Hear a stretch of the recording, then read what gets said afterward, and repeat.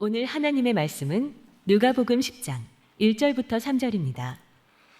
그 후에 주께서 따로 70인을 세우사 친히 가시려는 각 동네와 각 지역으로 둘씩 앞서 보내시며 이르시되 추수할 것은 많되 일꾼이 적으니 그러므로 추수하는 주인에게 청하여 추수할 일꾼들을 보내주소서 하라. 갈지어다 내가 너희를 보냄이 어린 양을 이리 가운데로 보냄과 같도다. 아멘. 모두 자리에 앉아주세요. 주의 날은 구별되고 복된 날입니다. 우리 5분 이상씩 주일 축복해 주시기 바랍니다. 하늘 복 받으시기 바랍니다. 하늘 복 받으세요. 하늘 복 받으시기 바랍니다. 하늘 복, 우리 충만한 복이 주의 날 여러분들과 여러분들의 가정에 있기를 주님의 이름으로 축복합니다. 우리나라 통계청 자료를 보니까 작년 2024년 해외 단기 여행자 숫자가 총 2,872만 773명입니다. 저도 깜짝 놀랐습니다. 이렇게 많이 외국을 다녀오시는가 저도 놀랐습니다. 역대 최다라고 합니다. 그런데 2025년은 더 많아질 걸로 예상합니다. 나라로는 일본이 860만 명, 2등이 베트남 500만 명, 이런 순입니다. 바야흐로 휴가의 계절입니다. 집에서 방콕을 하시든지 국내로 여행을 가시든지 국외로 여행을 가시든지 건강하게 기쁘고 즐겁고 안전하게 복된 휴가 다녀올 수 있기를 주님으로 축복합니다. 그런데 이런 생각을 한번 해보신 적은 없으십니까? 우리 가족이 다음번 우리 여름 휴가를 좀 단기 선교로 하나님께 좀 올려드릴 수는 없을까? 우리 구역 식구들이 모여서 일본도 가고 또한 베트남도 가고 하는데 우리 전도회가 모여서 놀러도 가는데 우리 함께 좀 단기 선교로 며칠만이라도 좀 올려드릴 수는 없을까? 오늘 우리가 읽은 이 본문은 단기로 선교를 다녀오는 그 프로그램과 아이디어를 제일 먼저 생각하시고 실행하신 첫 번째 사람, 바로 우리 예수님의 모습이 나타납니다. 단기 선교는 목사가 가자고 해서 가는 목사의 프로그램이 아니라 우리 주 예수 그리스도께서 제자들을 훈련시켰던 가장 중요한 방법 중에 하나라는 것을 오늘 성경은 이야기합니다.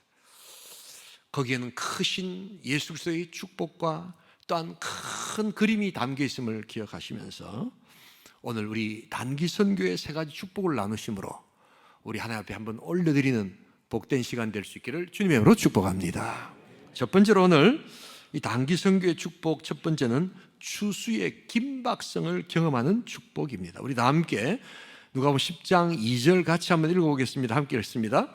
이르시되 추수할 것은 많되 일꾼이 적으니 그러므로 추수하는 주인에게 청하여 추수할 일꾼들을 보내주소서 하라. 예수님의 교육의 특징은 현장 실습이었습니다. 이론만 가지고 이야기하지 않으셨습니다. 그래서 12명을 처음 보내셔서 이 12명은 구약의 야곱의 지파수의 상징이죠. 그리고 확대되어서 이제 70명을 보내십니다. 이것은 모세가 장로를 세우던 그 70명의 그 구약적 의미를 연속성으로 이어서 또한 70명을 보내십니다. 그래서 그분의 사역이 율법의 완성임을 선포하고 계시는 것입니다.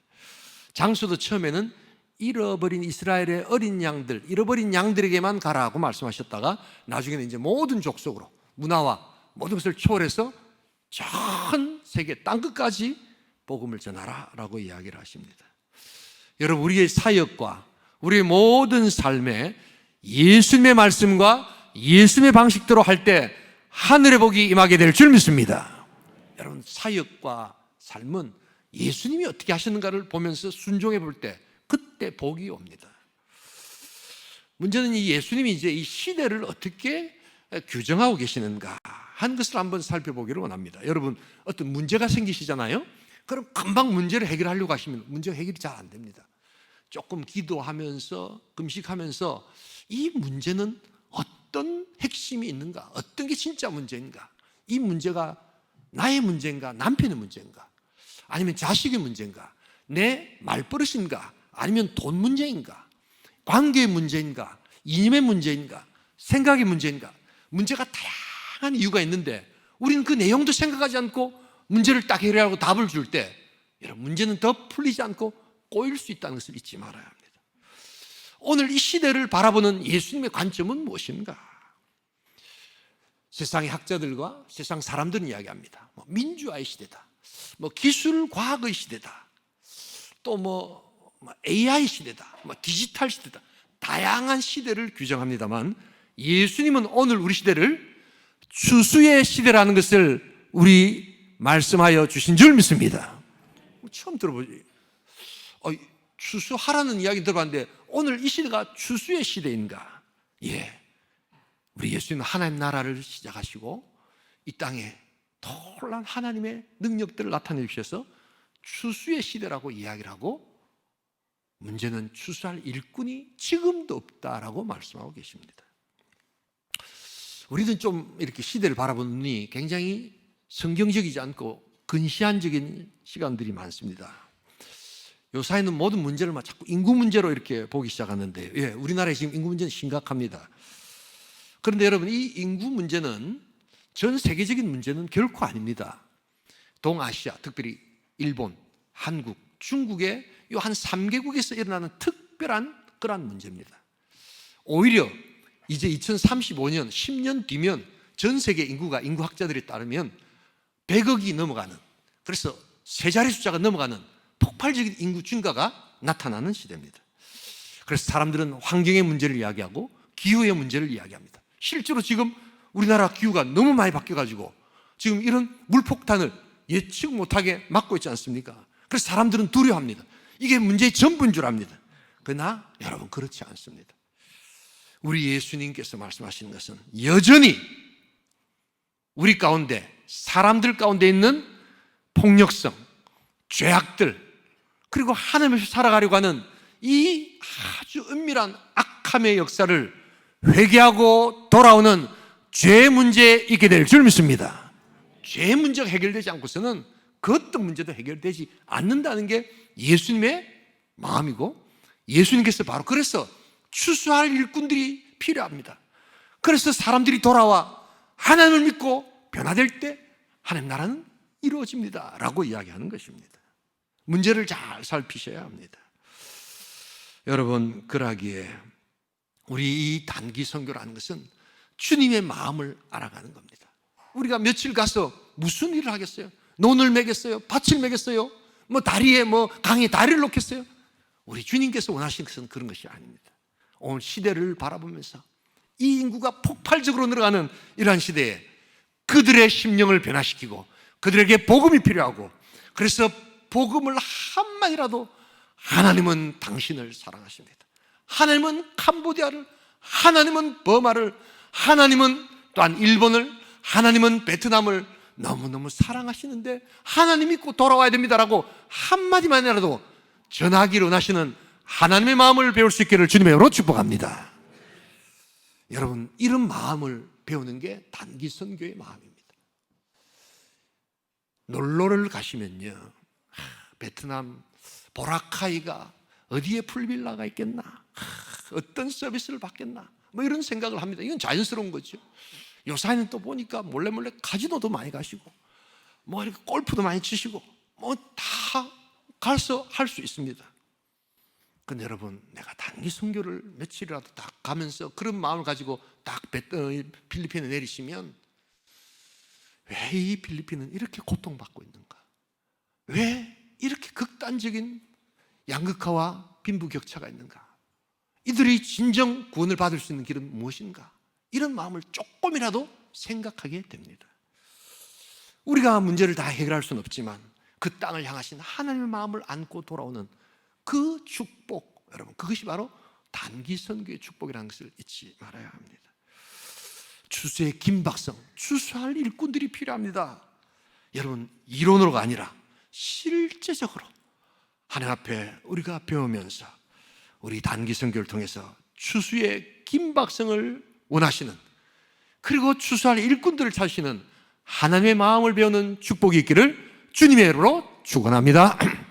두 번째로 오늘 이 단기 선교의 축복은 추수의 긴박성을 경험하는 축복이고, 두 번째는 추수 때 성령의 강력한 역사를 경험하는 축복이기 때문입니다. 우리 다 함께 17절 내려가서 한번 읽어보겠습니다. 함께 읽습니다. 70인이 기뻐하며 돌아와 이르되 주여 주의 이름이면 귀신들도 우리에게 항복하리이다.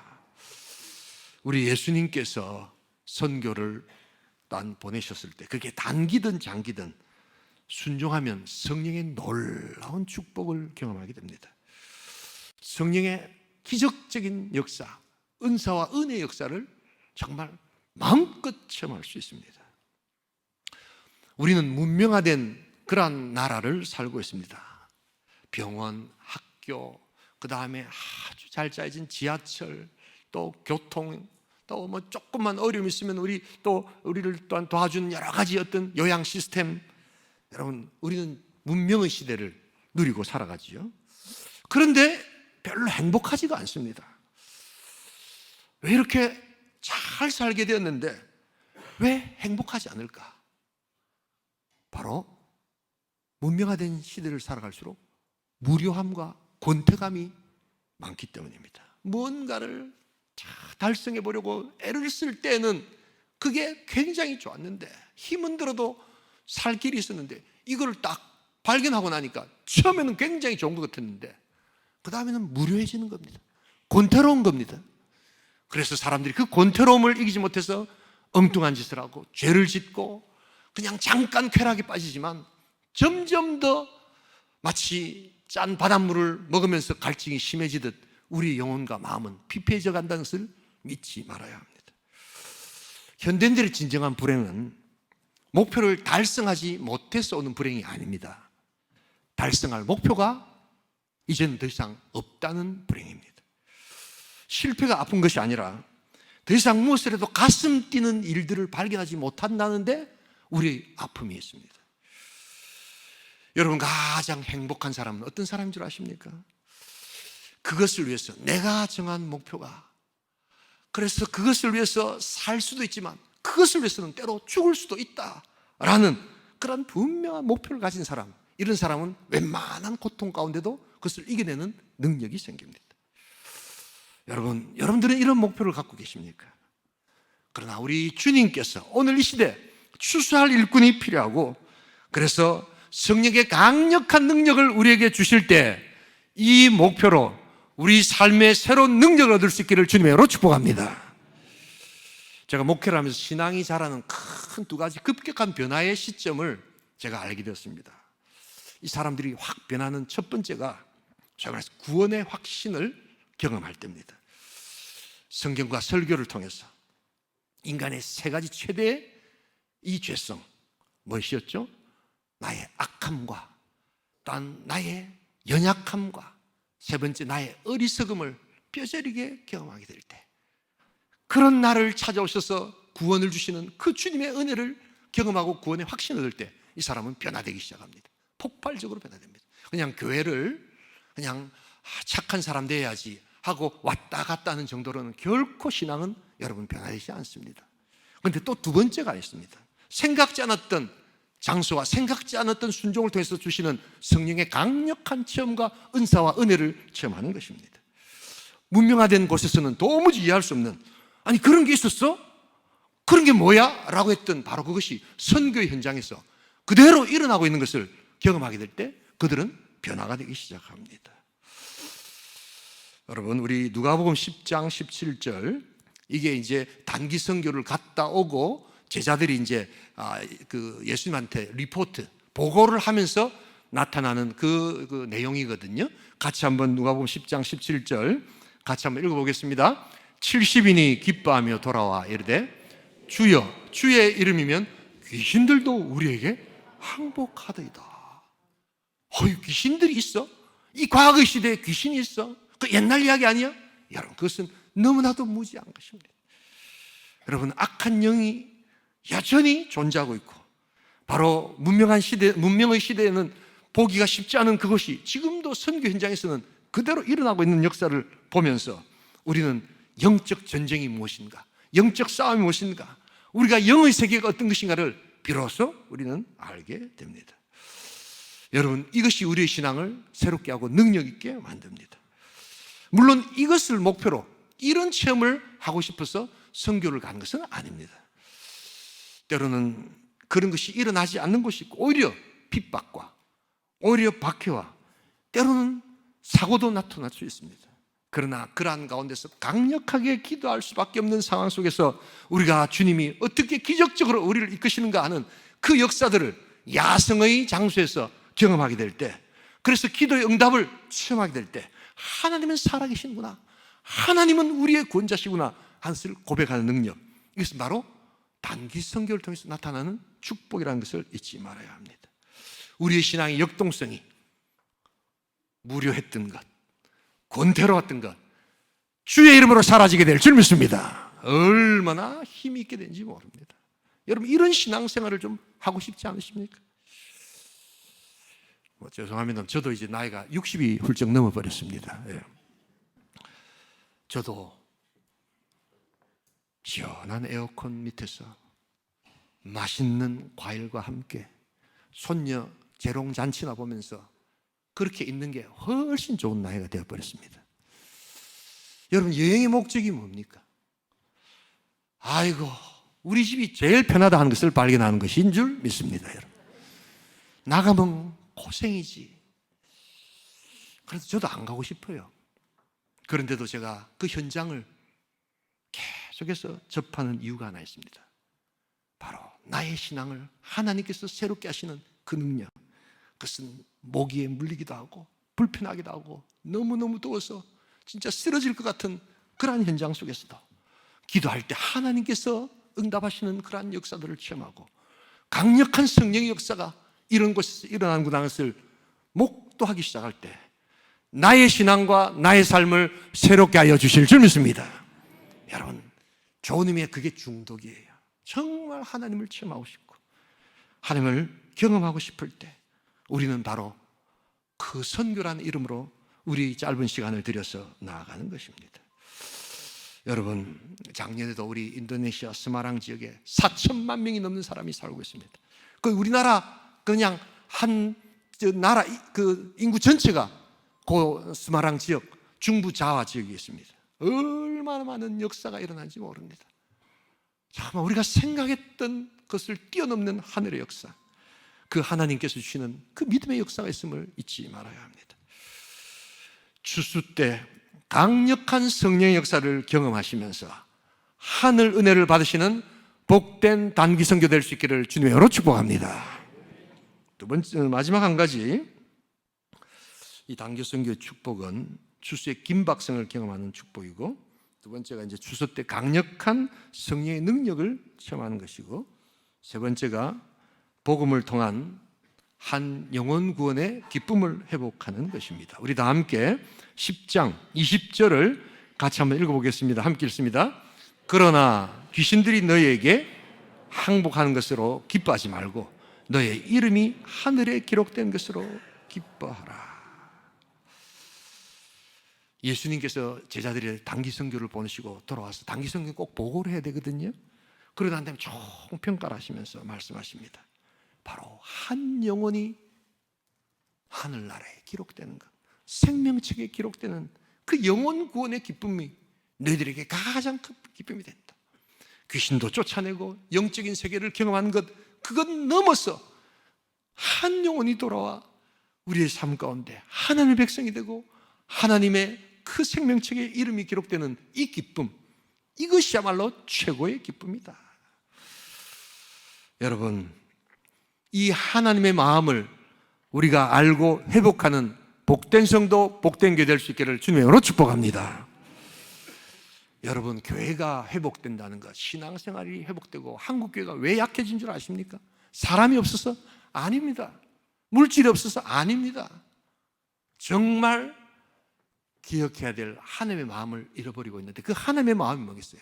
한 영혼이 예수께로 돌아오는 마음입니다. 우리 누가복음 15장 7절 같이 한번 읽어보겠습니다. 함께 읽겠습니다. 내가 너희에게 이르노니 이와 같이 죄인 한 사람이 회개하면 하늘에서는 회개할 것이 없는 의인 99으로 말미암아 기뻐하는 것보다 더하리라. 여러분, 이것은 수학의 문제가 아닙니다. 이것은 경제적인 그런 관점이 아닙니다. 이것은 어떤 특별한 어떤 신비로운 관점이 아닙니다. 바로 하나님의 마음, 한 영혼을 향한 하나님의 마음, 그것이 회복될 때 하나님 기뻐하시고 하나님의 교회와 하나님의 나라와 하나님의 백성을 새롭게 하여 주실 줄 믿습니다. 이걸 놓치지 말아야 돼요, 이거를. 그런데 이것을 가장 잘 경험할 수 있는 곳이 어디냐? 지금 한국교회는 이런 영혼의 기쁨을 잃어버렸어요. 그러나 하나님께서 주시는 그 마음 가지고 나아갈 때 하나님께서 주시는 놀라운 역사, 바로 이 영혼 구원의 그 축복을 경험하게 될 때 우리의 신앙과 우리의 삶을 하나님께서 새롭게 하여 주실 줄 믿습니다. 목이 잠깐 물리고 여러분 조금 덥고 여러분 그런 것들 정말 하나님의 마음을 한번 깨닫게 되면 다 이겨낼 수 있습니다. 얼마나 감사한지 모릅니다. 서울에는 권사님들이 이렇게 선교사님들을 찾아가서 우리는 많은 경우에 선교 이러면 가서 논 메고 땅 파고 여러분 뭐 다리 놓고 뭐 이런 거를 생각하시는데 요즘에 그런 건 다 포크레인이 하지 우리들이 안 합니다, 여러분. 우리가 삽을 들고 얼마나 하겠어요. 그런데 그 선교사님 사모님이 우울증에 걸려 있습니다. 그냥 권사님들 두세 명이 시간을 내서 그 찾아가서 같이 이야기하고 수다 떨고 같이 울고 웃고 같이 막 3일 4일씩 놀아줍니다. 그런데 우울증이 사라지게 될 줄 믿습니다. 막 엄마 같은 사람하고 같이 울고 웃으니까 그런 것도 선교입니까? 예, 아주 좋은 선교입니다. 우리가 일주일 가서 뭘 하겠습니까? 그러나 그곳에 있는 선교사들을 회복시켜주고 그들을 위해서 기도하고 그들을 위해서 중보할 때 여러분 비행기 값이 아깝지 않는 거예요. 그래서 사모가 회복되고 목사님이 선교사들이 힘을 얻고 여러분 그렇게 되는 것이 훌륭한 선교입니다. 여러분 많은 분들은 아직도 70대 80대 생각을 하고 계십니다. 선교사님 뭐가 제일 필요하십니까? 목사님 꼭 한국에 가시면 성도들한테 우리 아이가 지금 10살, 12살 되는데 기본 산수 개념도 지금 없습니다. 아마존에서 남미에서 산수를 잘 모르는데 수학교사나 수학학원 강사가 있으면 한 15일, 한 달만이라도 좀 시간을 내서 와서 우리 아이들에게 기초 산수 수학 개념이라도 좀 가르쳐 주십시오. 여러분 그게 선교입니다. 여러분 아멘 좀 하세요. 근데 우리 교회 학원 강사들 한번 다 살펴볼까요, 내가? 왜냐하면 그렇게 생각을 못하고 계시는 겁니다. 선교 가면 논 메고 땅 파고 막 의료 선교처럼 막 사람들 몇백 명을 그런 선교도 있지만 우리 권사님들 그냥 놀러 가듯이 놀러 가서 우리 권사님들, 우리 사모님들과 함께 눈물 흘리고 같이 놀아주고 웃고 그냥 같이 맛있는 거 먹으면 그게 선교입니다. 예, 그런 걸 선교를 합니까? 놀러 가는 거지. 여러분, 그게 바로 선교를 너무나도 모르고 무지하게 생각하는 것입니다. 우리가 일주일 가서 10일 가서 뭘 하겠습니까? 그러나 할 수 있습니다. 놀라운 일들을 할 수 있습니다. 여러분, 우리가 그런 하나님의 영원군의 역사, 하나님의 놀라운 은혜 역사에 동참할 수 있기를 주님의 이름으로 축복합니다. 내 한평생 정말 천국 가기 전에 선교지라도 한번 가서 그곳에서 성교사에서 한번 기도라도 한번 해주는 것, 비록 멀리 떨어져 있어도 할 수 있지만 내가 이번에 하와이 가고 싶은 거, 베트남 가고 싶은 거, 일본 가고 싶은 거 좀 아껴서 선교지에 가서 내가 그들을 위해서 한번 기도해 주는 것, 천국 가기 전에 한 번이라도 내가 한번 해보자. 하나님께서 복을 주실 줄 믿습니다. 여러분 그런 것이 오늘 필요합니다. 여러분 한국말을 가르쳐주는 그러한 선생님, 그러한 장로님이 필요합니다. 은퇴하신 우리 장로님들, 권사님들이 그런 분들이 필요합니다. 가서 전체를 다 가르치지 않아도 그래도 엄마, 아빠 기본적인 언어라도 가르치면서 그들과 같이 대화를 해줘도 그들의 한국어와 그들의 문화에 대해서 그들이 변화되게 될 줄 믿습니다. 그게 선교예요. 그게 단기 선교예요. 오늘 우리 마지막으로 10장 3절 한번 같이 읽고 마치도록 하겠습니다. 함께 읽겠습니다.